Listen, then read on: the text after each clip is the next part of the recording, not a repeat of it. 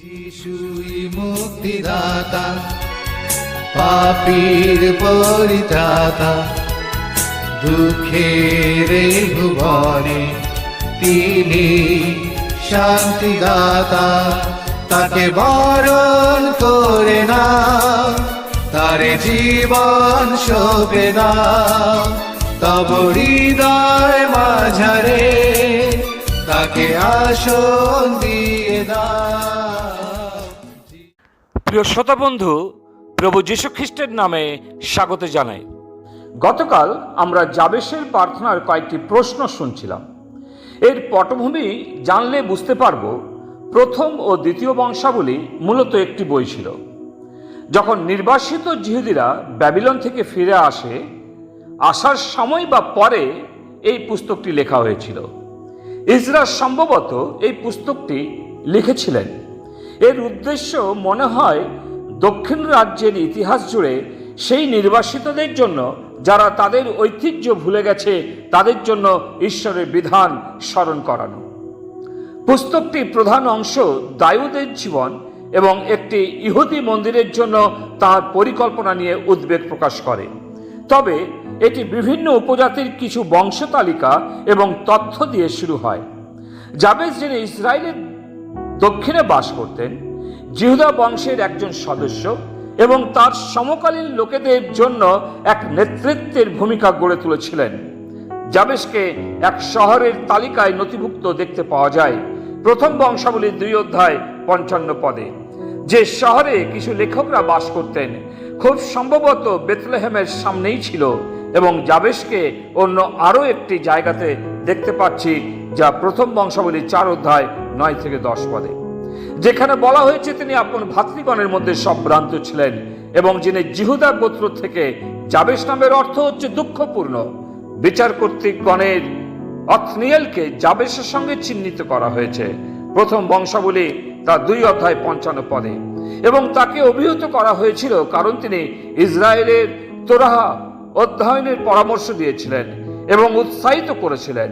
তিনি তোরাহের জ্ঞান পুনরুদ্ধার করেছিলেন, বিশেষ করে মৌখিক আইন যা মোশের মৃত্যুর শোকের সময় ভুলে গিয়েছিল। কয়েকটি টিকাভাষ্য অধ্যয়ন করে যাবেশের কিছু তথ্য সংগ্রহ করতে প্রভু সাহায্য করেছেন। যাবেশের প্রার্থনা শুনলে মনে হয় যে তিনি কোনো কিছুর ভয়ে আক্রান্ত ছিলেন। যাবেশ কি তার উপর শারীরিক ক্ষতির ভয় পেয়েছিলেন, না কি তিনি এমন কোনো পাপ করার ভয় পেয়েছিলেন যা দুঃখ ও যন্ত্রণার কারণ হতে পারে? কেউ কেউ মনে করেন যে যাবেশের পূর্ব নাম হচ্ছে অথনিয়েল, যে নামের অর্থ ঈশ্বরের সিংহ, যিনি কালেবের মেয়েকে বিয়ে করেছিলেন, এবং অথনিয়েল ইসরায়েলের প্রথম বিচারকর্তা ছিলেন। ব্যাবিলনের তালমুড প্রকাশ করেছেন এটা ছিল অথনিয়েল। যাবেশের ব্যক্তিগত প্রার্থনা যেন তিনি মন্দ থেকে দূরে থাকতে পারেন। অন্যদিকে অবশ্যই ইসরায়েলের যে শত্রুরা ছিল তাদের ভয় এবং মূর্তি পূজার ভয় বিচার কর্তৃকগণের সময়ে মুখ্য ও ভয়ের কারণ ছিল। তালমুড বর্ণনা করে যে মৌখিক ইহুদি ঐতিহ্য যাবেশকে ইসরায়েলের প্রথম বিচারক বলে বোঝায়। অতএব তিনি শুধু মন্দ থেকে দূরে থাকার কথাই নয়, কিন্তু ইসরায়েলকে শত্রুদের হস্ত থেকেও উদ্ধার করেছিলেন এবং রক্তপাতের মন্দতা থেকে দূরে থাকার প্রার্থনা করেছেন। অন্যায় বিচারের মন্দ থেকে যেন দূরে থাকতে পারেন সেই প্রার্থনা করেছেন। সবার ঊর্ধ্বে তার প্রার্থনাশীল জীবনের কথা হিব্রু বাইবেল সেপ্টুজেন্টে লিপিবদ্ধ রয়েছে। প্রার্থনার মধ্য দিয়ে যাবেশ এক সীমার বাইরে বসবাস করছিলেন। শেষবার কখন ঈশ্বর আপনার মাধ্যমে এমনভাবে কাজ করেছিলেন যে আপনি নিঃসন্দেহে জানতেন যে এই ঈশ্বর এটি করেছেন? আসলে শেষবার কখন আপনি আপনার জীবনে নিয়মিতভাবে অলৌকিক ঘটনা ঘটতে দেখেছেন? বিগত কয়েক বছর ধরে এমন কিছু খ্রিস্ট অনুগামীদের শুনছি যারা সাক্ষ্য দিয়েছেন ক্রমাগত প্রতিদিন জীবনে কিছু না কিছু আশ্চর্য কাজ লক্ষ্য করতে পারছেন যা ঈশ্বর থেকে ঘটছে। একজন হার্ট সার্জন ইন্ডিয়ানাপোলিস থেকে বলেছেন 5 বছর ধরে তিনি যাবেশের প্রার্থনা করে আসছেন এবং তার সার্জারিতে আশ্চর্য কাজ লক্ষ্য করতে পারছেন। আরও একজন লেখক লিখেছেন, তার জীবনের অর্ধেকটা সময় এই প্রার্থনার উপর নির্ভরশীল। এই রকম প্রার্থনা জীবন ঈশ্বরের পক্ষে আপনাকে আরো বেশি করে সম্ভ্রান্ত করে তোলে। এমন নয় যে আপনি অন্যদের কাছে স্বল্প মূল্যবান, তবে আপনার জন্য ঈশ্বরের পূর্ণ আশীর্বাদ ছাড়া আর কিছুই করবে না। যখন ঈশ্বরের নিকটে নিজের হিসাব দিতে দাঁড়াবেন, তখন অন্তরে সেই পরম আনন্দ জাগবে তার এই রব শোনার জন্য বেশ উত্তম ও বিশ্বস্ত দাস। প্রিয় বন্ধু, আপনার দাবিহীন আশীর্বাদগুলোর জন্য সত্যিই ঈশ্বর অপেক্ষা করে আছেন আপনার জন্য।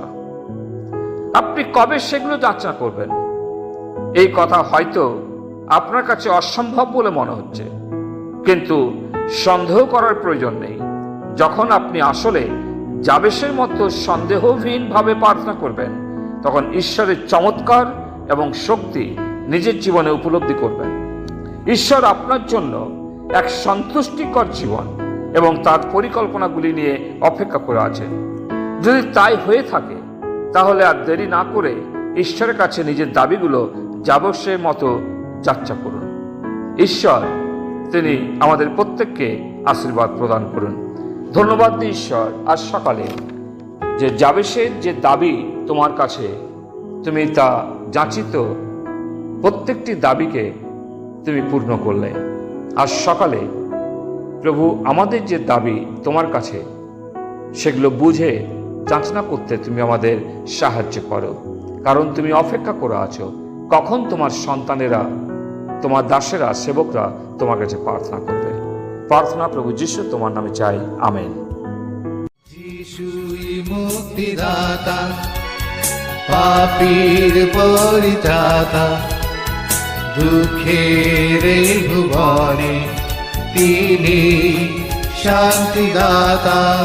তাকে বরণ করে না, তারে জীবন শোভে না, তব হৃদয় মাঝারে তাকে আসন দিয়ে দাও।